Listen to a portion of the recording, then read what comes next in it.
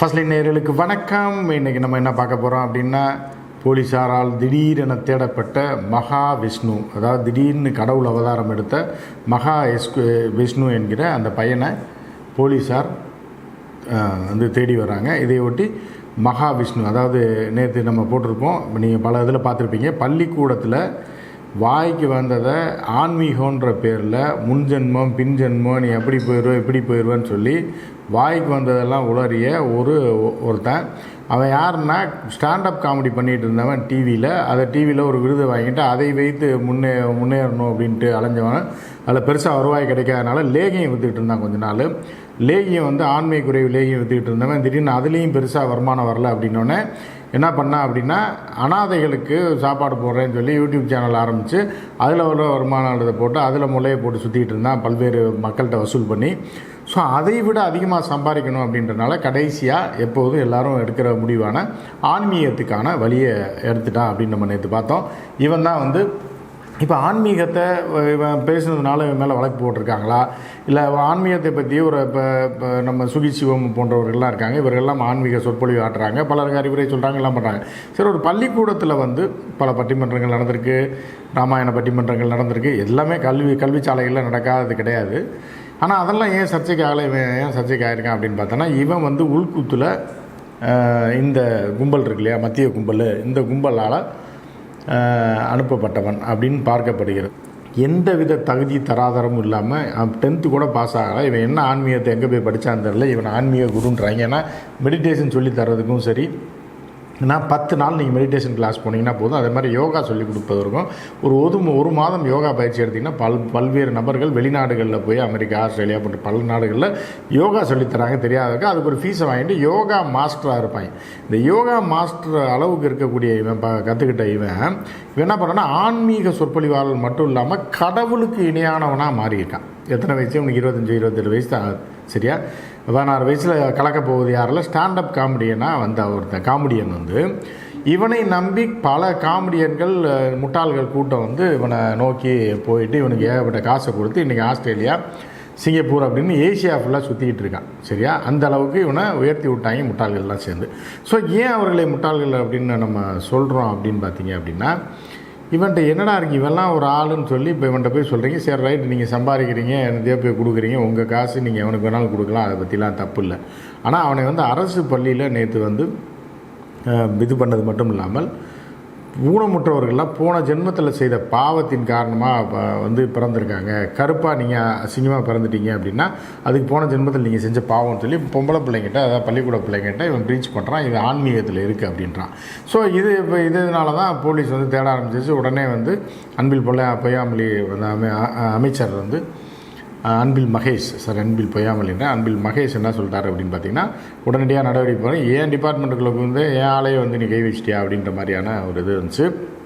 இவன் மேலே என்ன குற்றச்சாட்டு அப்படின்னு பார்த்தீங்கன்னா, இவன் வந்து ஆசிரியர், அங்கே உள்ள அரசு ஆசிரியர்கள், பார்வையற்றோர் ஆசிரியர், அவர் வந்து ஒரு வீர தமிழனாக என்னையா கிளாஸ் நடத்துகிற, நீ என்னையா சொல்லித்தர மாணவர்களுக்கு அப்படின்னு கேட்டவொடனே, நீ யார் கேட்குறதுக்கு, உனக்கு அறிவு இருக்கா, சிஓக்கு அறிவு இருக்கா, உனக்கு இருக்கா அப்படின்னா, யாரா சிஓன்னா எல்லாருமே கவர்மெண்ட் ஸ்டாஃப் தானே, யார்கிட்டடா பெர்மிஷன் வாங்கினா, இவன் எவன்டா அவனுக்கு பெர்மிஷன் கொடுத்தது அப்படின்னு பார்த்தா, அந்த தலைமை ஆசிரியர், ஒரு அறவெட்டு தலைமை ஆசிரியர், அந்த அம்மாவுக்கு என்ன இது இருக்குதுன்னு தெரில. அந்த அம்மா வந்து பள்ளிக்கூடத்தில் இதை செய்யலாமா, அவங்க வீட்டில் கணபதி மூலக்கெல்லாம் என்ன வேணாலும் பண்ணலாம், அவர்கள் எந்த மதத்தை விரும்பினாலும் எந்த வழிபாட்டு முறையை விரும்பினாலும் அதை செய்யலாம். ஆனால் இப்போ வந்து நீங்கள் வந்து ஆசிரியராக பாடம் கற்பிப்பதற்காக ஒரு கல்வி சாலையில் தலைமை ஆசிரியராக தான் போட்டிருக்கோம் அப்படின்ற நிலையில் என்றதான் அவர்கள் மீது இது பிரச்சனை. ஸோ இதை தொடர்ந்து என்ன ஆயிருக்கு அப்படின்னா, தம்பி வந்து ஆஸ்திரேலியாவில் இருந்து ஒரு வீடியோ போட்டிருக்காரு. அந்த வீடியோ என்னன்னு பார்த்துருக்கேன். இது ரொம்ப கிளியராக சொல்லணும் அப்படின்னா, பேசிக்காகவே வந்து நான் இந்தியாவில் இருக்கக்கூடிய ஆள் கிடையாது. ஏன்னா ஆஸ் ஐ ஆல்ரெடி செட், ஒரு இந்தியா உட்பட 6 நாடுகளில் வந்து பார்த்தீங்கன்னா நமக்கு வந்து அலுவலகங்கள் இருக்குது. 8-9 நாள் முன்னாடியே ஆஸ்திரேலியா வந்தாச்சு. பட் இந்த மாதிரியான சூழ்நிலையில், இந்த மாதிரியான சமயத்தில் நாம் வந்து நமது நாட்டில் இருப்பது தான் வந்து உண்மையான விஷயமாக இருக்கும். அது மட்டும் இல்லாமல் இதற்கு உண்டான விளக்கத்தையும் வந்து கொடுக்கலாம் என்று வந்து நான் வந்து இருக்கிறேன். ஸோ அதனால் வந்து நான் என்ன முடிவு பண்ணியிருக்கேன் அப்படின்னா, நாளை அதாவது 7ஆம் தேதி மதியம் 1:10 அளவில் வந்து பார்த்தீங்கன்னா சென்னை விமான நிலையத்தை வந்து வந்தடைகிறேன்.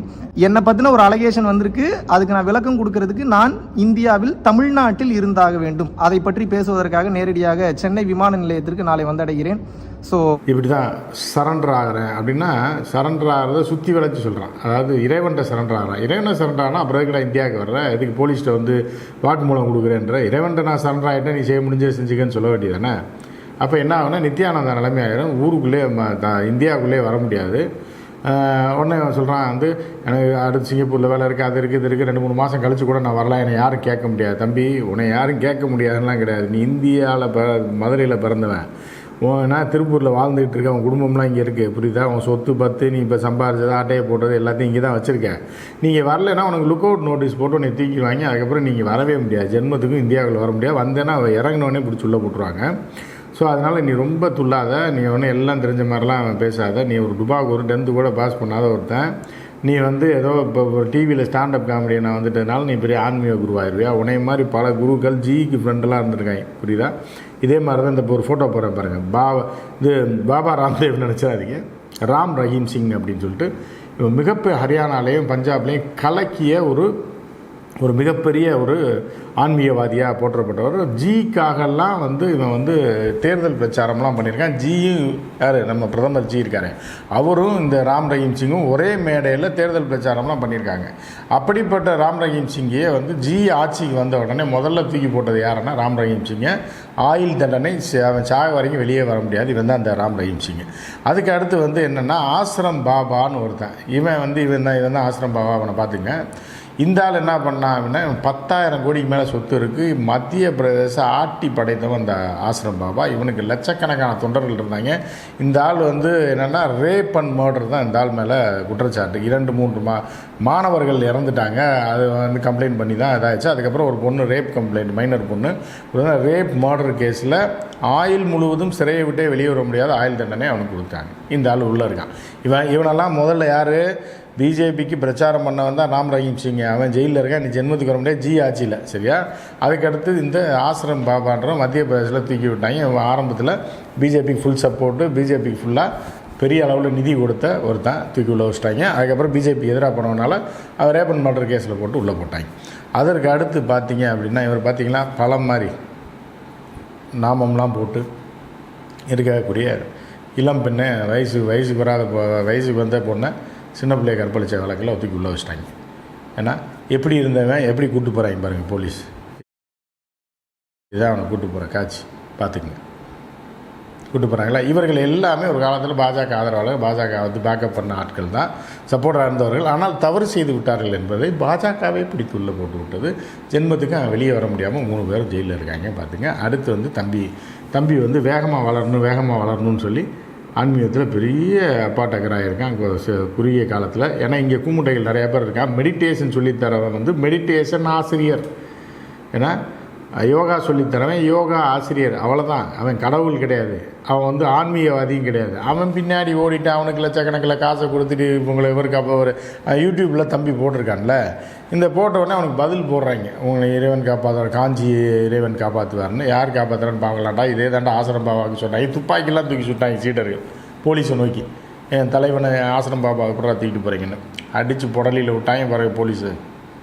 மத்திய பிரதேஷ் போலீஸ் அடித்து நாசக்கடாக்கி பல பேரத்துக்குள்ளே போச்சு, பல பேரை கையை காலை உடச்சி விட்டாங்க. பெரிய போர் மாதிரி நடந்துச்சு. ஆசிரம் பாபா வந்து அந்த இதில் ஆசிரமத்தில் வந்து பிடிச்சிட்டு வர்றது, சரியா? அப்படிப்பட்ட ஆள்லாம் இந்த நாடு பார்த்துருக்கு. இவன் ஒரு புள்ளங்கா பையன், இப்போ தான் வந்து ஸ்டாண்டப் காமெடியான இருந்து கச்சேரியில் மிமிக்ரி பண்ணிகிட்டு இருந்த டுபாக்கூர்.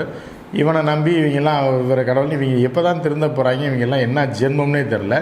இதில் பார்த்தீங்க அப்படின்னா அந்த உமா ஆனந்தன்னு சொல்லி ஒரு கவுன்சிலர், அது கூட வந்து அடிமை பெண் எம்ஜிஆர் மாதிரி ஒருத்தர் இருக்கான். அவன் என்ன ஆச்சுன்னு தெரில, வந்து தலையை இப்படி குடிஞ்சிக்கிட்டு நேற்று வந்து ஏதோ ப்ரெஸ் மீட் கொடுத்துருக்கான். சரி, உமா ஆனந்தன் ஹைட்டு கம்மியாக இருக்கிறதுனால கேமரா அப்படி வைக்கும்போது தலை கட்டாகும்ல, அதனால இவன் குடிஞ்சிருக்கானோன்னு பார்த்தா உண்மையிலே அவன் வந்து அடிமை பெண் எம்ஜிஆர் மாதிரி தான் போல. அவன் பார்த்தா அவனுக்கு நடக்கவே வக்கில்ல, அவன் வந்து என்ன பண்ணி என்னமோ பேசிகிட்டு இருக்கான்.